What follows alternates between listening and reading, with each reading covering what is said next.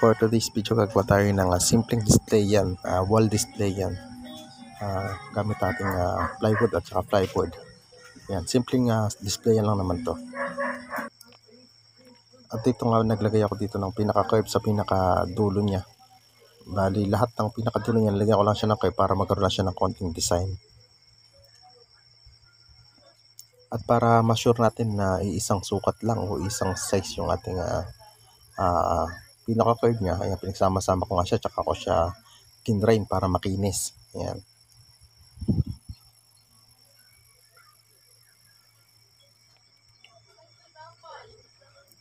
After natin siyang mag-grind na ganyan, tsaka natin siya i-build para hindi tayo mahirapan. Magkakat na rin ako dito ng pinaka pang-vertical niya para sa ating vertical. Ayan, yung maliliit na yan.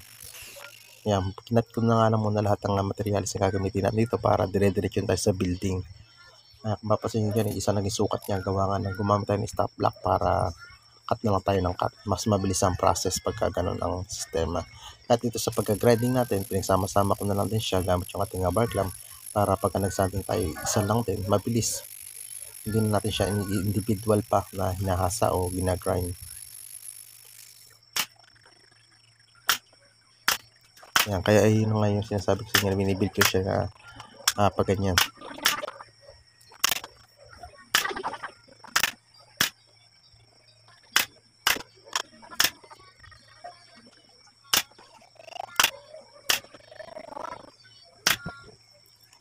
Bali, simpleng display lang naman to.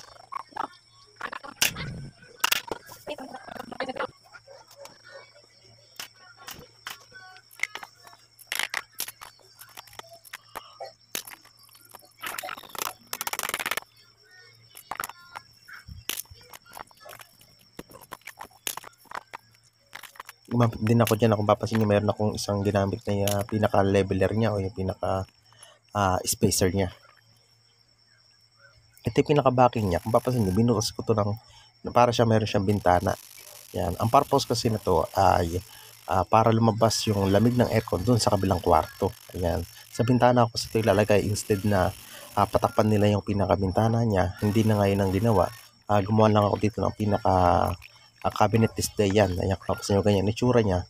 Tapos yung pinakataas niya yun, papansin nyo butas yan. Yan, gagawin ko ng paraan yan para kahit nandun ka sa magkabilang kwarto, hindi makikita yung tao sa kabila. At the same time, ganun din sa kabilang side. Hindi rin makikita yung tao doon sa kabila. Hindi siya makikita o masisili. Kaya yun ang gagawin natin ng paraan dyan sa part na yan. At dito nga sinukat ko nga rito yung pinaka papakuha natin sa backing. Ayan, papansin nyo. Sinulatan ko siya ng lapis para makita ko dun. Nakatalikod yung board na yun yung pinaka-ilalim na pinaka-backing niya yan. Tsaka ko siya mamaya para alam ko lahat ng papakuan ko. Mas mapabilis. Hindi na ako magme-metro para tamaan yung mga board na yan. Kaya ganyan naging diskarte ko nga dyan.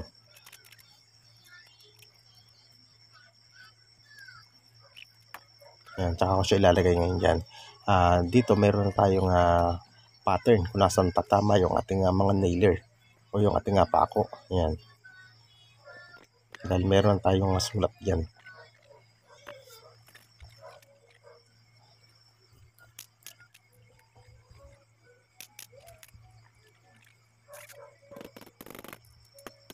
Kaya may butas yan, yung tulad nga sabi ko, dyan dadaan yung lamig ng aircon patungo dun sa kabilang kwarto. Yan. Para kahit hindi na natin lagyan ng aircon yung kabilang kwarto, is lalabas din dyan.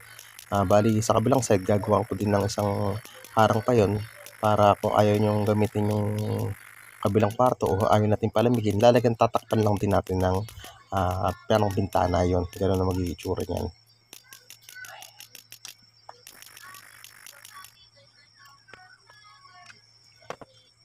At dito ibibuild ko na nga yung sinasabi kong pinaka-blinds niya o yung daang na aircon pero hindi naman nasisilip yung magkabilaang kwarto. Bali gumawa nga lang ako dito ng itsura ng parang H. Yan, bali-baligtad na siya. 1/4 na plywood yung ginamit ko dito sa pinaka-harang niya, tsaka 3/4 yung pinaka-gitna niya. May after ko ma-nailer to, mapapakita ko sa inyo kung ano itsura ng ating ginawa. Ito na kasi yung naisip ko na pinakamabilis na paraan para sa ganitong sistema o ganitong process. Ayan, ganyan yung tsura niya. Ayan, ito na kasi naisip ko kasi yung parang jealousy, mas mahirap kasi yun. Ito pinakamadaling paraan. Ayan, papasin nyo rito, itong pinaka-part ng taas, nilagyan ko pa rin siya ng board. Ayan, magkabilaan, taas tsaka baba. Lalagyan ko siya ng pinaka-board. Ayan, pinaka-harang niya yan. Yan yung pinaka-gitna. Ayan. Ayan, bali gitna yan eh. Ayan, bali ilagay ko siya sa part ng gitna.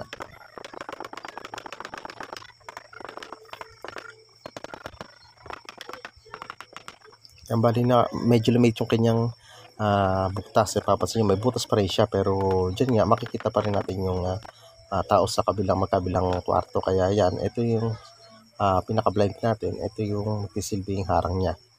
Nalulusot pa rin yung lamig ng aircon. Yan.